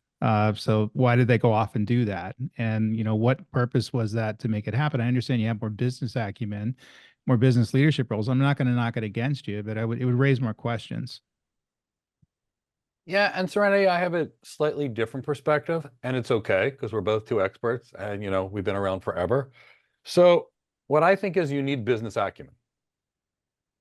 How you get that business acumen is up to you. If you get it from a training program like ours, great. If you get it from an MBA, great. But I think you need business acumen. How you get it is another story. Now, if I'm looking for credentials, it looks like a nice credential to me. And yes, I've done one, but I know plenty of great architects without MBAs. But what really matters is, do you have the business acumen to truly understand the business and optimize it? But, do you need any degrees in today's world? No. I mean, you've got all the major companies right now, Microsoft, IBM, Google, and a lot of other companies, but I just picked three that basically said we're dropping degree requirements. So I think it has to do with the relevance of the education, but you still have to have the business acumen. But how you get it, that's up to you. You're on mute, Alonzo. Thanks so much, Dave. Next question is going to be from Bob. For someone that certainly wants to be an architect, doing design as opposed to engineering work, what is the recommended certification after acquiring a bachelor's of science in computer science? And Okay. also he can come up mute, and he's unmute right now. So if you want to have a conversation with him, he's here. Bob, are you there? Yes, sir. Okay, so Bob, I typically tell people not to get computer science degrees. I'd rather see them get a business degree to be an architect. But because in a computer science degree, they're going to teach you to code and things like that, which is not our job. And they're not going to teach you anything about system design. And at least with a business degree or maybe a psychology degree, you'll be better off with dealing with people, which is the bigger component of my job. So Okay. from a certification perspective, this is not a job about certification. So let's talk about what certifications can do for you versus what they can't do for you. And in some ways, I do think they help, but they will hurt you if you're not careful or you use them incorrectly. So what was your goal again? Was it was it a cloud security architect or was it a cloud architect? So I'm very interested in the concept. Like I actually was trying to be like a software engineer, network security engineer, something along those lines until I came across your YouTube videos and you basically introduced me into the whole concept of architecture. I was able to take an architecture course, a network architecture course. I absolutely loved it. I love everything that you're saying. I've been binge watching your material on YouTube, and I'm so grateful that you introduced me to the concept of design, not engineer, and like that entire distinction that you're trying to make between architecture and engineering. And I'm very sold on that concept. It's incredible to take just the idea that the client has and to just basically generate that entire infrastructure for them. And that's kind of like what I definitely like to be doing. Okay. So I would tell you, and the most efficient way is to just take our cloud architect program.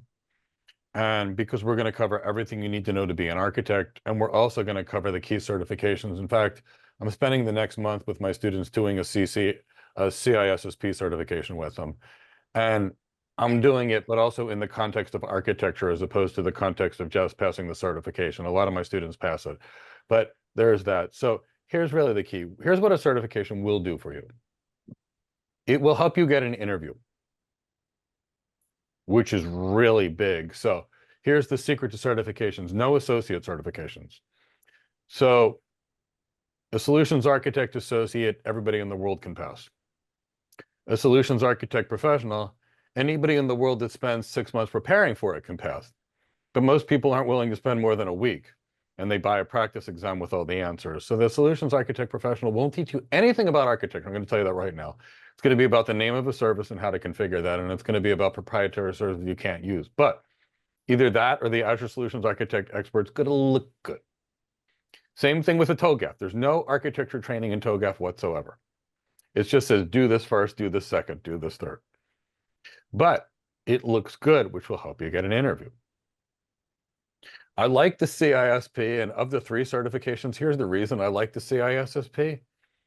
It doesn't mention any vendor's technology whatsoever, and it talks about principles, quantifying an organization's security risk, helping the organization figure out their maximum tolerable downtime based on their business factors, what would go into a security policy sort of thing, what are the types of technologies that could provide confidentiality versus what are the types of technologies that could provide this versus this. So for that reason, I like it. And I actually would say in a CISSP, of all those certifications, you probably get 20% of the knowledge you might actually need to be an architect, because that certification. Can I ask what your opinion would be as to taking the CISSP without any previous experience, like actually working? That's how I did mine. That's how my students do it every day. So what happens is you get the CISSP certification, and you're supposed to put a dash associate next to your name because you don't have 5 years experience. But what is it that the CISSP does well for you? First, nobody's going to know what that associate dash means anyway. They're just going to know you passed the CISSP, which means they know you're going to be in the top 5% of the population motivation, which is really what you're trying to achieve with it. And you're going to get some knowledge. And when they talk about, say, public key cryptography, it'll be a guide to you that says, oh, let me learn a little more about public key cryptography than is actually described here. So it's a nice framework for security learning as well. So I'd say that. But remember, it's not going to teach you how to be an architect. You're going to have somebody that teaches you, how do I tie the networking with the security, with the data, with the compute, with this, and its impact on business processes and its impact on business operations. There's some jobs you can learn on your own. Like you can learn to code on your own because it's tactical. You can't learn to fly a plane on your own because if you make a mistake, it just doesn't end well for people. You can't learn to practice medicine on your own because, if you make a mistake, it harms people. And, it's that. But I will tell you, this is the greatest career ever. I am sure you will do well with it if you apply yourself. You will absolutely love it, love it, love it. But certifications build your brand, get you an interview with the hiring manager. And here's the other thing the 3 certifications could do. If they're 98% sure about you, but they're not 100%, and then you've got 3 heavy-duty certifications and you've never worked before, well, this person's motivated to do more before they ever got a job than half of my staff that's already working here. That can give you an extra bonus % or 2 in your interview scoring favor as well. But you're not going to learn the job in these certifications. David, you want to add to that? You just hit the nail on the head. And these certifications are going to have some tactical benefit, and they will get you interviews. And so if that's your way to parlay that into a way to open a door, I think that's perfectly fine. You're going to learn a lot of tactical things that are not necessarily going to be useful as an architect. Doesn't mean they're going to be worthless. And it's always good to learn stuff. I never turn people off from learning stuff. But you could spend time on doing the certification, understanding some other aspects, and get some leadership skills, architecture skills, things like that, that are going to be a little bit more useful. But there are certification driven employment opportunities that are driven all the time. The consulting companies like to hire people with AWS certifications, Azure certifications, network certifications, engineering certifications. That's all well and good. And some people use that as a way to get their foot in the door and then become an architect. If that's a way forward, then more power to you. But it's not going to help you a lot in your architecture career, other than have a certification you can put on your resume, which some people are going to care about. I think they're going to have a diminishing value as time goes on. Okay, thank you, gentlemen, so much. Michael, can I just ask? I know you said what you did about the computer science degree. I'm about like 75% of the way done Do you feel like I Finish it. should maybe transfer out, finish it? Okay. Just finish it. At the end of the day, here's what a degree really means. You stuck it out for 4 years. Well, they gave you a busy work and things, which shows people that you're willing to do things until the end.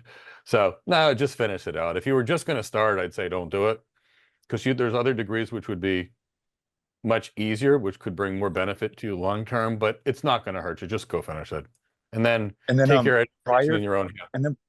and then prior to signing up for your program, Yeah. do you feel like I Okay. should already have the degree completed, or I should just do them simultaneously?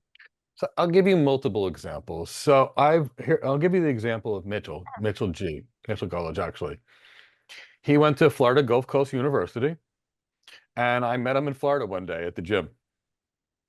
And he said to me, "How do I get the kind of job that you have?" And, I was mostly retired doing physical therapy at the gym because I had a massive injury, which left me unable to walk for a couple of years. So I had time. I'm like, "Mitchell, you're in high school. Let's start doing some training together." So I taught him intro level networking while he was in high school. And when he was in college, there used to be 4 exams in a Cisco Certified Network Professional, and they actually used to teach networking in that before they turned it into 2 exams and made it feel like, a new modern certification, more about names of services and how to configure them as opposed to lot knowledge. But he did all 4 certifications with me while he was done. By the time he had graduated college, he had jobs waiting for him. So, Excellent. and Daniel Bosa was 20 years old when he came to us. No, and was hired by the time he turned 21, and he didn't graduate high school. But I'll tell you, Ivan Tamba was a pretty neat guy. Ivan Tamba was in college before he found us, and he got hired by AWS 5 months before he graduated college. And he said to them, "I'd really like to finish my degree at Georgia Tech. Can I?" And they waited 5 months for him.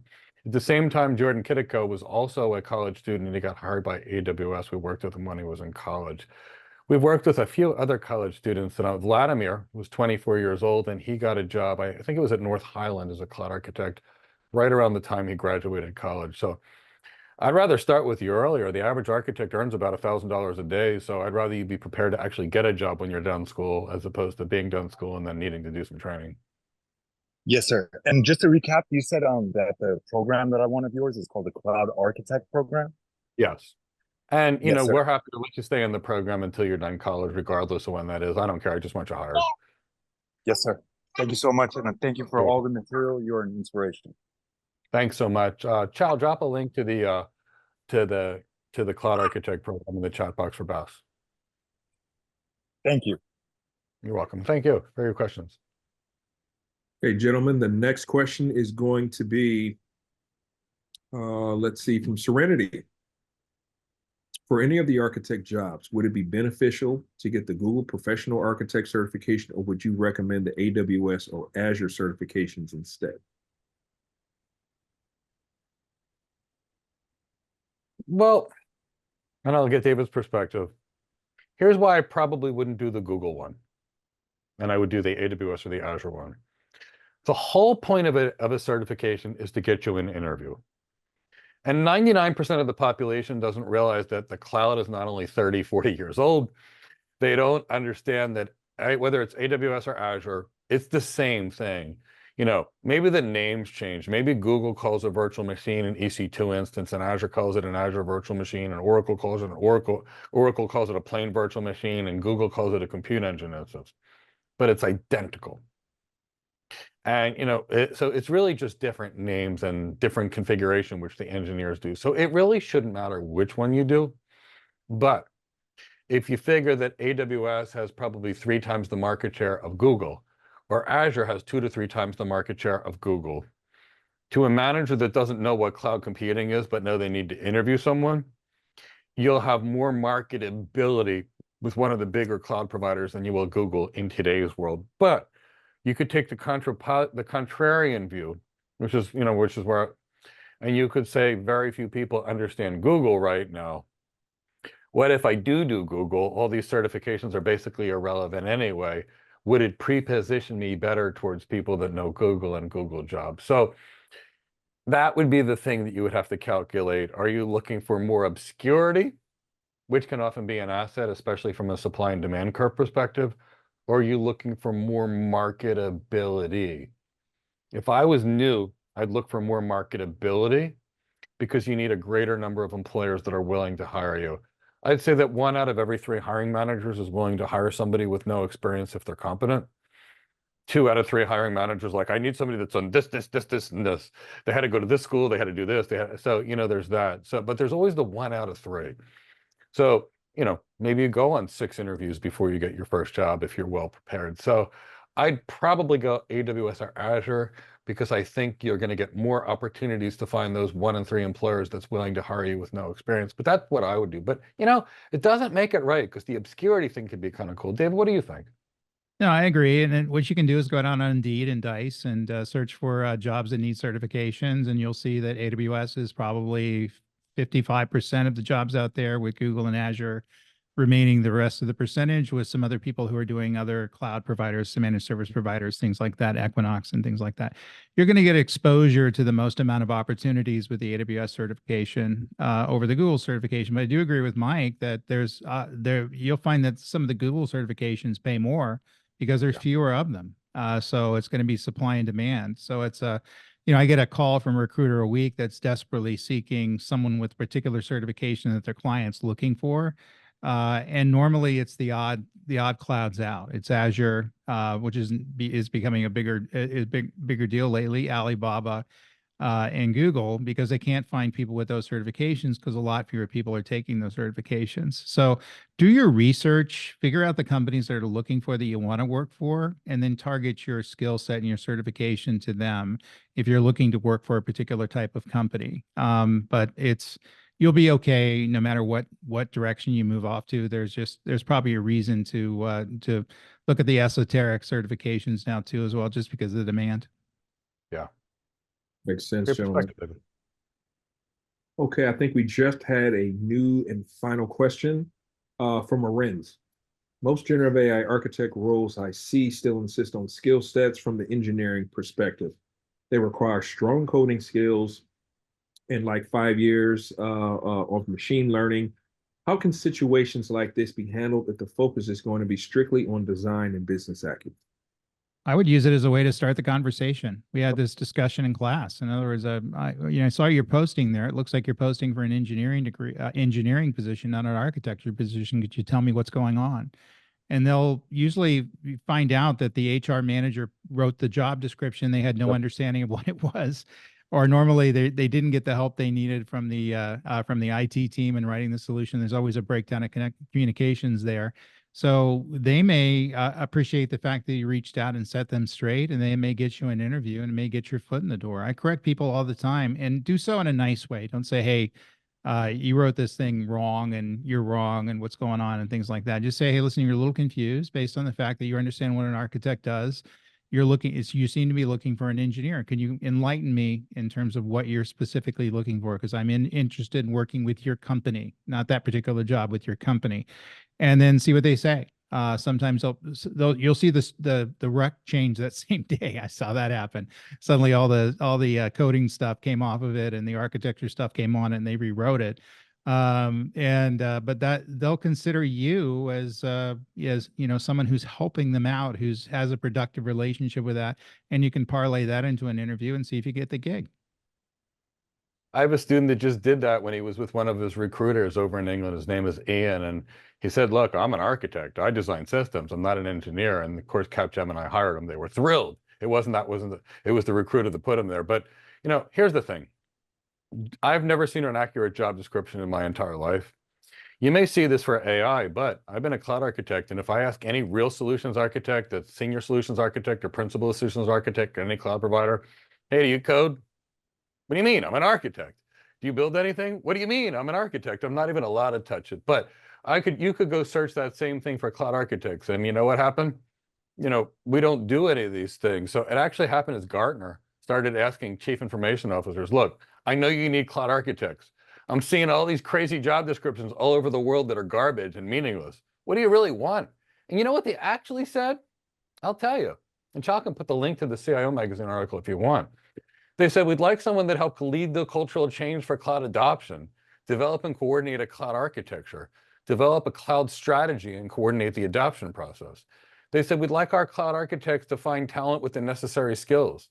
assess applications, software, and hardware, create a cloud broker team, establish best practices for the cloud across the company, select cloud providers and vet third-party services, oversee governance and mitigate risk, work closely with IT security to monitor privacy and develop incident response procedures, manage budgets and estimate costs, and operate at scale. David, does that sound like your cloud architect job?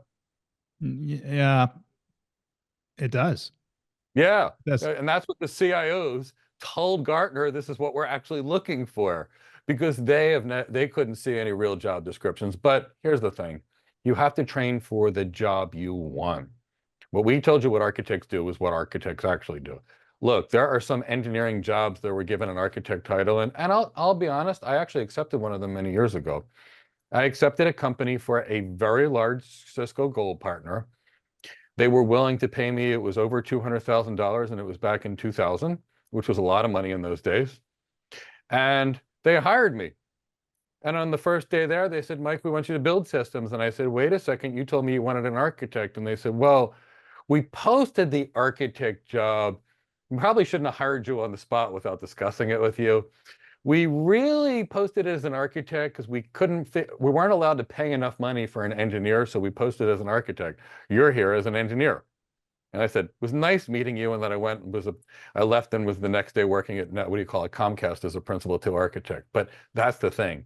We architects don't build it. And I promise you, if you focus on building and you actually go on a real architect interview and they ask you to give a presentation, or they start telling you about their weighted average cost of capital and asking, and you can't figure out how to leverage that information, whether you're going to design a new Nutanix cloud or move to a public cloud, you're not going to be able to do the job, I promise you. And when they ask you to give a presentation on that interview and you've trained how to code, I promise you, you're not going to get hired. And when they ask you to talk about how this code, which they're not going to ask you, or how this technology is going to impact their business, and you talk about code, I promise you, they're not going to hire you. And that's why we train people from everybody's boot camp that's labeled architect, where they learn DevOps and coding and SysOps, which is maintenance. There's a couple of organizations out there. They've got what they call an architect program that trains SysOps people, DevOps people, and architects all in the same class with the same training. Now, if that would work, you could train a doctor, a lawyer, and an airplane pilot all in the same class. And that's why we have to retrain them. But we don't do this in our job. David, do you know any architects that are actually doing that? No, you don't. And ultimately, everybody is becoming a little bit more educated on what these are, because these companies are making mistakes like Mike just made, and which is costing them lots of money. And I think it is there's not a lot of good communication and coordination between the hiring managers and the people that are writing the recs out there that are attracting the individuals out there. And so they're working on that, becoming better at it. But I think it's going to get more confusing, certainly in the AI side, before it gets better. And so you just have to be diligent in understanding what the concepts are, and also work to educate people, because they love to be educated on this stuff. Don't correct them. Don't be terse about it. But you're there to educate people in terms of what they need and you're going to get the positions that way. You're going to talk to a lot of people that don't know what these things are. They're looking for you to help them. That's why they're hiring you. Makes sense. Well, gentlemen, we have one more question and then we'll close out. And this is going to be from Bob Ross again. Michael, in some of your YouTube videos, you've expressed the importance of presenting your resume as a business document and including an executive summary portion. Is it possible to touch on the topic of resumes? Yeah, sure. So, I mean, obviously part of our program is resume training, but here's the thing with your resume. It's actually an advertisement about you. It's an advertisement that says, why should I bring you in for an interview? So Bess, I'm going to give you some secrets. The average executive has a 1/10 of 1 second attention span. And if you're dealing with a hiring manager, you've got a 1 second attention span. So that you need to hit them with something big and bold at the top of their resume. I put Mike Gibbs, MS, MBA, CCIE, and that's usually it. I leave any other certification off because it's just not big enough for my level. And if I'm on an executive architect role, I pull the CCIE off because it doesn't belong there on an executive architect role. And then right after that, I have an executive summary, which is going to entice the reader into reading my resume. Because if you don't whack them over the head with why they should read it, and then basically make it real quick, okay, here's why I want to talk to this person, your resume just gets tossed aside and it never gets viewed again. So yeah, you got to treat your resume as if it's an advertisement. Now, coincidentally, if you look at Alonzo over there, who's a really good friend of mine and he's an exceptional cloud architect, he actually worked in marketing and advertising for 30 years.